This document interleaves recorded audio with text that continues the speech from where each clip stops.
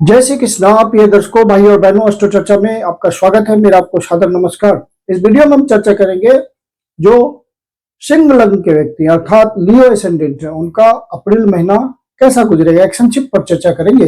यदि आप सिंह लग्न के व्यक्ति हैं तो वीडियो आपके लिए है। ये सिंह लग्न की कुंडली है, प्रथम भाव में 5 नंबर लिखा हुआ है, अर्थात यह सिंह लग्न की कुंडली को इंडिकेट करता है। जो धीमी गति से चलने वाले ग्रह हैं वो यथावत स्थिति बनाए हुए हैं। केतु देवता लंबे समय से आपके लग्न पे गोचर कर रहे हैं और राहु देवता सप्तम भाव पे गोचर कर रहे हैं। और जो 1 अप्रैल को गोचरीय परिस्थितियां बन रही है वो आपकी कुंडली पे दिखाया हुआ है। शनि देवता पहले से 8वें भाव पे गोचर कर रहे हैं और बृहस्पति देवता 11वें भाव पे गोचर कर रहे हैं। ये तो धीमी गति से चलने वाले ग्रहों की स्थिति हुई। और जो मासिक फल में कंट्रीब्यूट करते हैं वो उनका जायजा लेते हैं। मंगल देवता सप्तम भाव पे है, लेकिन 2 तारीख को ही आ जाएंगे अष्टम भाव पे, गोचर करेंगे 2 तारीख से। और आपके शुभ भाव के स्वामी हैं और भाग्य भाव के स्वामी हैं।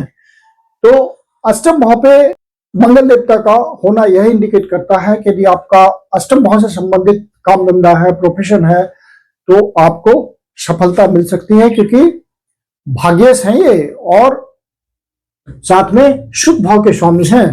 तो भाग्य के थ्रू और आपके लाइफ स्टाइल के थ्रू, आपके घर के एनवायरनमेंट के थ्रू ये सुख देने की कोशिश करेंगे। यदि आप हेवी इंडस्ट्री चलाते हैं, फैक्ट्री चलाते हैं, प्रोडक्शन करते हैं, तो वहां आपको कुछ नया इनोवेशन करने को मिलेगा, वहां आपकी एनर्जी लगेगी। मार्केट के हिसाब से आप कुछ नया करेंगे। कोई आपका अचानक से लिगेसी का मामला सॉल्व हो सकता है। यदि कोई आप कमिश्निंग एजेंट हैं, सरकारी विभाग के, इनकम टैक्स से जुड़े हुए हैं, सेल टैक्स से जुड़े हुए हैं, आपको कमीशन प्राप्त होता है उन सब माध्यम से, तो वहां पे आपको अच्छे कट की प्राप्ति होगी, कमीशन अच्छा मिलेगा। और यदि आप दूसरे के धन का मैनेजमेंट करते हैं, बैंकिंग से जुड़े हुए हैं और दूसरे को लोन प्रोवाइड करते हैं, इंश्योरेंस सेक्टर से जुड़े हुए हैं, तो आपको वहां भी अच्छे शुभ अवसरों की प्राप्ति होगी। रिसर्च एंड डेवलपमेंट में अचानक से आपकी एनर्जी लगेगी, कुछ आपको वहां पे करने का मौका मिलेगा, अचानक से सफलता मिलेगी। अचानक से होने वाली बातों में यहाँ पे मंगल देवता आपको सहयोग करेंगे, क्योंकि 8वां भाव ट्रांसफॉर्मेशन का होता है।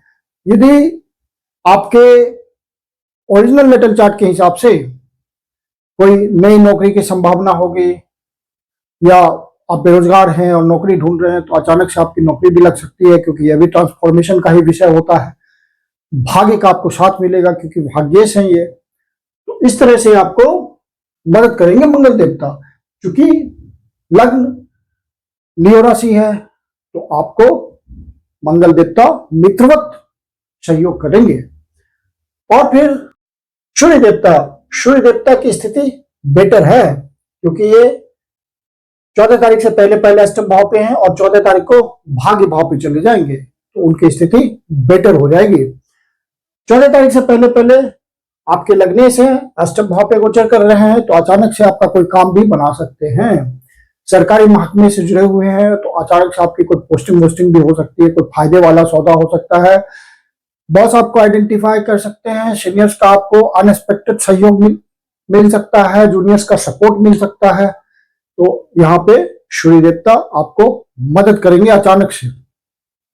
और जो बिजनेसमैन हैं, कॉन्ट्रैक्टर हैं, सरकारी विभागों से जुड़ करके उनका काम धंधा चलता है, तो उनको भी अच्छी सफलता अचानक से मिल सकती है, क्योंकि लग्नेश आपके लिए रिजल्ट कैरी करेंगे। सूर्य देवता जब भाग्य भाव पे चले जाएंगे तो बहुत बेटर स्थिति हो जाएगी। 14 तारीख से यहां गोचर करते हुए आपको भाग्य का साथ मिलेगा। लग्नेश सूर्य देवता है, रिजल्ट कैरी करने वाले हैं और प्रथम भाव आप खुद हुए, तो आपको भाग्य का जब साथ मिलेगा तो आपके रुके हुए काम भी बनेंगे। कोई धार्मिक यात्रा हो सकती है, तीर्थ यात्रा हो सकती है, लंबी यात्रा हो सकती है, विदेश यात्रा हो सकती है किसी काम के सिलसिले में, और आपको वहां पे लाभ की संभावना होगी। और बड़े बुजुर्गों का आपको सहयोग मिल सकता है, गुरुजनों का सहयोग मिल सकता है, उनके किसी सलाह से आपको फायदा पहुंच सकता है। कोई हायर एजुकेशन आपका रुका हुआ है तो वो स्टार्ट हो सकता है, या हायर एजुकेशन कंप्लीट हो सकता है। और आर्थिक रूप से आपको पिता की भी मदद मिल सकती है, पिता का साथ मिल सकता है। सपोर्ट, मोरल मिल सकता है। तो सूर्य देवता आपको नवम भाव पे गोचर करते हुए ये सब रिजल्ट देंगे। बुध देवता सप्तम भाव पे गोचर कर रहे हैं और 11 तारीख को आएंगे 12वें भाव पे। तो ये एक, जब तक बुध देवता सप्तम भाव पे हैं तो आपके लिए अच्छी स्थिति है, क्योंकि सप्तम भाव बिजनेस का भाव होता है, पार्टनरशिप का भाव होता है, लाइफ पार्टनर का भाव होता है, या बिजनेस पार्टनर का भाव होता है, या पब्लिक इंटरेक्शन में काम करते हैं, जनता के बीच रह के काम धंधा है आपका, उसका भाव होता है। तो यहाँ पे बुध देवता का गोचर करना अच्छा है, क्योंकि राहु देवता के साथ उनकी बहुत अच्छी ट्यूनिंग है और बुध देवता वहां पे बहुत अच्छा रिजल्ट निकालते हैं। राहु देवता का सहयोग मिलता है बुध देवता को। तो यहाँ पे आपको बुध देवता जब तक है 11 तारीख से पहले पहले, तो आप बिजनेस संबंधी कोई नया प्रोजेक्ट स्टार्ट करना चाहते हैं, इनिशिएशन करना चाहते हैं, कुछ प्लानिंग करना चाहते हैं अपने पार्टनर के साथ, तो आप प्रयास करें। बुध देवता बिजनेस के कारक होते हैं, समय और अवसर के अनुसार आपको रास्ता दिखाते हैं, तो आपको सफलता मिलेगी इस समय। और जब बुध देवता यहाँ से 11 तारीख को आ जाएंगे अष्टम भाव पे, तो चूंकि आपके द्वितीय भाव के स्वामी हैं और साथ में भाग्य भाव के स्वामी है, तो भाग्य भाव का अष्टम भाव से संबंध बनना अचानक से होने वाली कोई सफलता भी हो सकती है, अचानक से होने वाली कोई सफलता भी हो सकती है, आपकी इच्छा पूर्ति का भी मामला हो सकता है, और अचानक से धन की प्राप्ति भी हो सकती है, क्योंकि धन भाव से संबंध बन रहा है बुध देवता का और इच्छा पूर्ति के भाव से संबंध बन रहा है। तो ज्यादा संभावना है कि आपको आपकी इच्छा पूरी होगी, आपके फेवर में रिजल्ट आएगा अचानक से। तो बुध देवता आपको यहाँ पे बहुत सहयोग करेंगे, अष्टम भाव पे गोचर करते हुए भी सहयोग करेंगे, क्योंकि एकादश भाव के स्वामी है। हाँ, स्वास्थ्य संबंधी बातों का आपको ध्यान रखना पड़ेगा कि किसी तरह का नर्वस सिस्टम पे कोई प्रेशर ना पड़े, दबाव ना पड़े, मानसिक प्रेशर ना हो, स्लीप ठीक से होना चाहिए, वाणी पे नियंत्रण रखना है, ये सब बातें आप ध्यान रखेंगे। और फिर शुक्र देवता आपके नवम भाव पे गोचर कर रहे हैं, बहुत अच्छी स्थिति है, क्योंकि कर्म भाव के स्वामी हैं और साथ में आपके प्रयासों के भाव के स्वामी है। तो प्रयासों के थ्रू, कर्म के माध्यम से आपको भाग्य का साथ मिलेगा। तो ये एक बहुत अच्छी स्थिति हो गई, शुक्र देवता आपको सहयोग करेंगे। फिर 19 तारीख को जब शुक्र देवता यहां से निकल करके कर्म भाव पे आ जाएंगे, तो अपने ही भाव में आ जाएंगे, तो वहां पे आपको कर्म क्षेत्र में पूरा मदद मिलेगा इनका।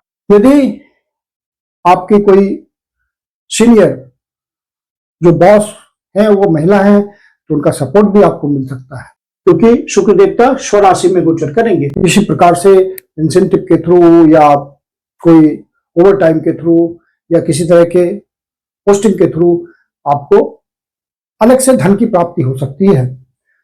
और शुक्र देवता यहां गोचर करते हुए आपके सुख भाव को देखेंगे, आपके प्रयासों के भाव को देखेंगे। तो प्रयास आप करेंगे तो आपके लाइफ स्टाइल में चेंज आएगा और आपको ज्यादा सुख की प्राप्ति होगी।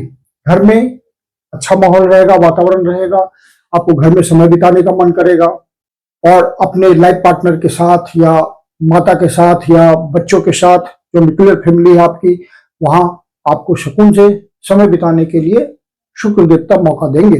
बृहस्पति देवता की स्थिति ऑलरेडी अच्छी है, क्योंकि 11वें भाव पे गोचर कर रहे हैं, आपकी इच्छा पूर्ति कर रहे हैं, और पंचम भाव को देख रहे हैं, अपने भाव को देख रहे हैं, तो पंचम भाव से जुड़े विषयों में आपको मदद करेंगे। फिर इनकी जो 5वीं दृष्टि होगी, 1 2 3 4 5 तृतीय भाव पे, तो आपके प्रयासों में आपको सफलता देंगे, उनका ब्लेसिंग आएगा। फिर 7वीं दृष्टि उनकी डिजायर पंचम भाव पे आ रही है, तो कला से जुड़े हुए विषयों में आपको सफलता मिलेगी। फिर 9वीं दृष्टि उनकी 7म भाव पे आ रही है, तो आपको इस मामले में सहयोग मिलेगा। जो भी आप प्लानिंग करेंगे, बिजनेस प्लानिंग करेंगे, लाइफ पार्टनर के साथ अच्छा समय बिताने को अवसर मिलेगा, एक दूसरे की अंडरस्टैंडिंग अच्छी होगी। फिर आप यदि पहले से लव अफेयर में हैं, तो वहां पे आपकी अंडरस्टैंडिंग बहुत अच्छी होगी अपने लव पार्टनर के साथ।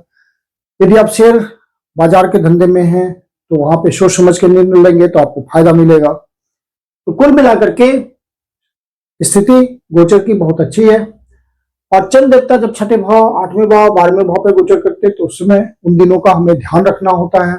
छठे भाव पे चंद्र देवता गोचर करेंगे मकर राशि में 10, 11 और 12 तारीख को। तो इन दिनों अनावश्यक किसी से वाद विवाद में ना उलझे, कोर्ट कचहरी के मामले में ना फंसे। यदि सीनियर सिटीजन है तो आप अपने स्वास्थ्य का ध्यान रखें, मेडिटेशन, योगा, एक्सरसाइज, इन सब बातों के थ्रू अपने आप को फिट रखें।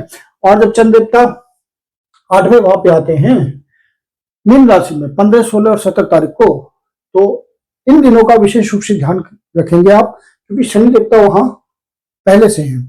तो शनि देवता के ऊपर गोचर करेंगे तो मानसिक अनरेस्ट आपको फील होगा, बेचैनी थोड़ी हो सकती है, नेगेटिविटी हो सकती है। यदि ऐसा महसूस हो, कोई नेगेटिव न्यूज मिले, तो शिव जी के मंदिर में जाकर शिवलिंग का दूध से, जल से अभिषेक करें, ओम नमः शिवाय का जाप करें, शिव जी आपकी पीड़ा हल लेंगे। या विष्णु सहस्त्रनाम का पाठ करें। और फिर चंद्र देवता 12वें भाव पे आएंगे, कर्क राशि में गोचर करेंगे 23, 24 और 25 तारीख को।